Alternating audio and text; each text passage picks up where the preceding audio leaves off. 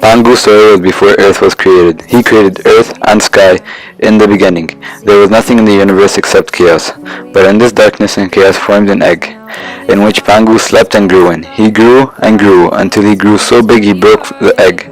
From the broken pieces of the egg, the lighter parts of the egg floated upward and they made heaven. And the heavier sank down to become earth. The balance between earth and sky was referred to as yin and yang. He stood on earth and held the sky up. He grew 10 feet a day for 18,000 years and years increasing the distance between heaven and earth. It was super hard, and after that Pangu fell asleep and never woke up again. After that his body made the elements of the earth. The wind and clouds formed his breath. His voice created the thunder. His arms and legs became the four directions of the compass. And even if he isn't alive, his mood affects our weather today. Pangu is the first supreme being and the originator of heavens and the earth. Till today, the Zong people sing a traditional song about Pangu creating heaven and earth. So the origin of Pangu myth has been much debated.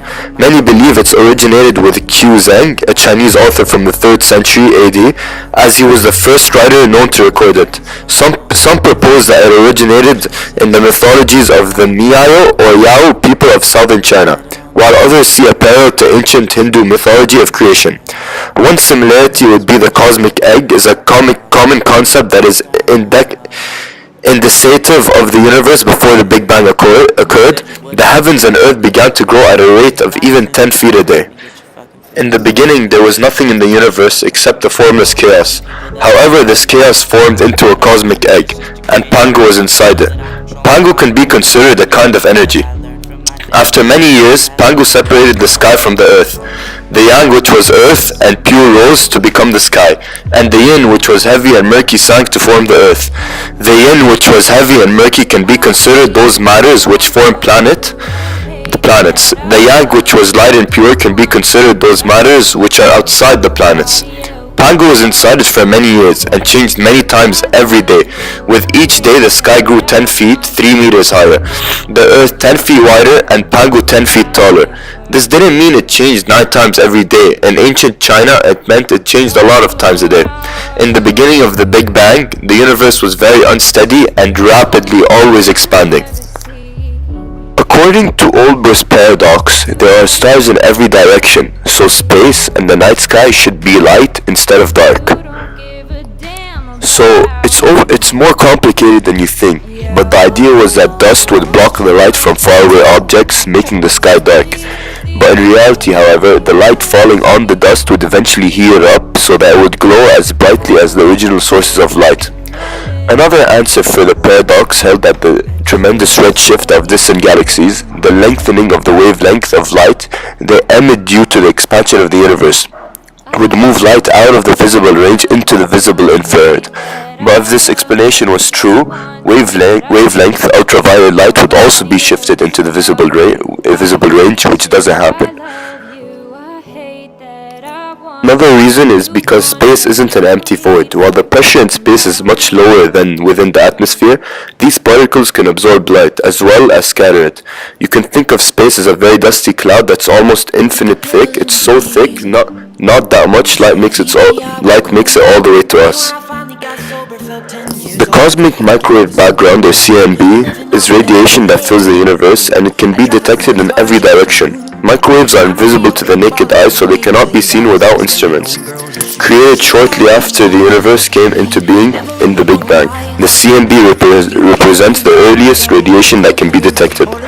Astronomers have likened the CMB seeing sunlight penetrating an overcast sky. So what is the CMB? Looking out into deep space, therefore back into deep time, astronomers see the CMB radiation scattering space beginning around about 380,000 years after the Big Bang. Before the creation of the CMB, the universe was a hard, dense, and plasma containing both matter and energy. Photons could not travel freely, so no light escaped from those earlier times. Newton's law of universal gravitation states that every mass attracts every other mass in the universe, and the gravitational forces between two bodies is proportional to the product of their masses. Newton stated that the force of gravity is always attractive, works endlessly, at a distance and has an infinite range. It affects everything with a mass and has nothing to do with an object's charge.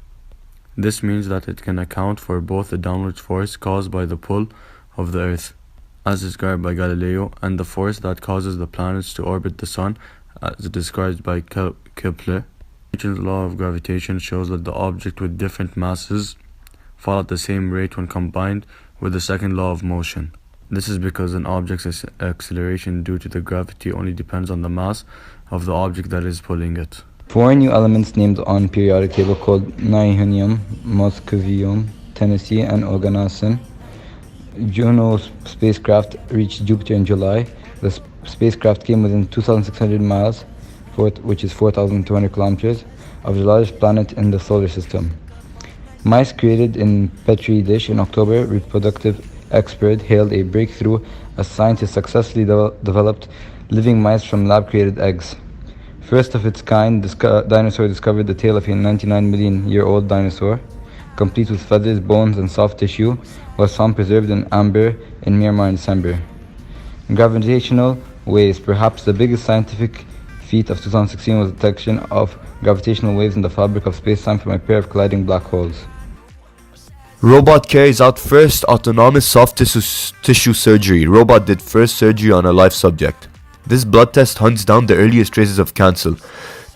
Lynn explained how this team had developed extremely sensitive blood tests which can detect the earliest traces of cancer DNA in the bloodstream, and meet Octobot, the first entirely soft autonomous robot. Using virtual reality and brain training to help paraplegics walk. They were used in a study who are paralyzed regain touch sensations. Huge underground helium reserve discovered in Tanzania, discovered by scientists. I got you, baby. Just you Baby, and me.